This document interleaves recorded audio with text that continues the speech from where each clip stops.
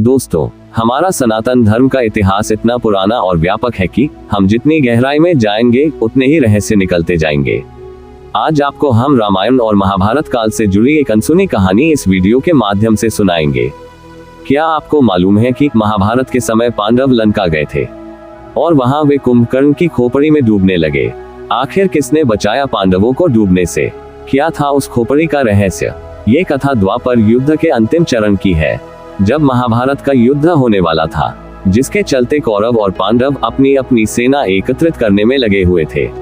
कौरव और पांडव दोनों पक्षों को सेनाओं की आवश्यकता थी, इसलिए दोनों पक्ष अपने सगे संबंधियों या जानकारों को युद्ध के लिए आमंत्रण भेज रहे थे।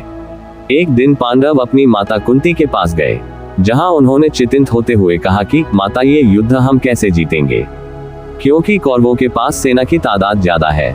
अपने पुत्रों की बातों को सुनने के बाद माता कुंती पांडवों को सेना के लिए दक्षिण दिशा में जाने की बात कहती है, जहां पर मौजूद थी लंका।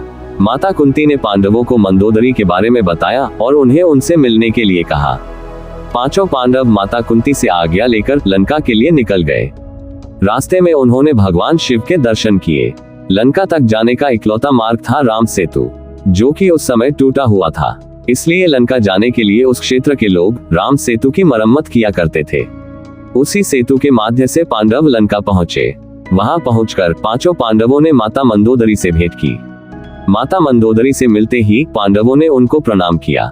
उन्होंने अपने आने का मकसद बताया और कहा कि आर्यावर्त में अधर्म फैल चुका है, जिसके चलते हमें अपने सगे संबंधियों के साथ एक विशाल युद्ध में कूदना पड़ रहा है, जो धर्म और अधर्म की डोर को समेटे हुआ है।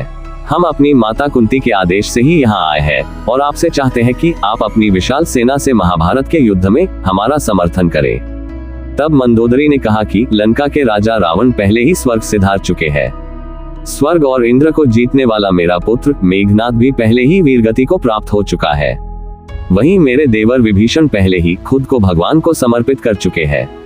इसलिए मैं आपकी ज्यादा सहायता नहीं कर सकती, लेकिन हाँ, लंका के कुछ सैनिक जरूर आपको दे सकती हूँ। लंका की सेना का साथ सुनकर युधिष्ठिर को खुशी हुई। वहीं रात होने की वजह से पांडवों ने लंका में ही निवास किया। सुबह मंदोदरी ने पांचों पांडवों को स्नान के लिए भेजा। पांचों पांडव स्नान के लिए सरोवर की तलाश में निकल पड़े। तभी उन्हें एक सरोवर दिखा, लेकिन आपको बता दे कि वो सरोवर नहीं बल्कि कुंभकर्ण की खोपड़ी थी।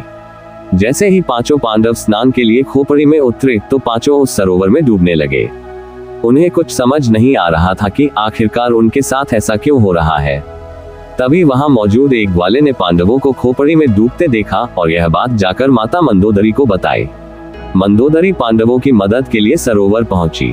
उन्होंने खोपड़ी को उल्टा किया और पांडवों को डूबने से बचाया। पांडवों ने माता मंदोदरी से पूछा कि आपने सरोवर को कैसे उल्टाया? तो माता मंदोदरी बताती है कि ये सरोवर नहीं है बल्कि मेरे देवर कुंभकर्ण की खोपड़ी है। ये सब सुनते ही पांचों पांडव एक पल के लिए हैरान रह गए। इसी के साथ माता मंदोदरी ने पांडवों को रावण की कथा भी सुनाई कि कैसे वो अधर्म के मार्ग पर चलते हुए भगवान श्री राम के हाथों मारे गए।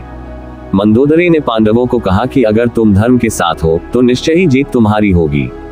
तुम्हारी सेना बड़ी हो या छोटी, उससे कोई भी फर्क नहीं पड़ता। और इस तरह पांचों पांडवों को माता मंदोदरी से एक सीख मिली।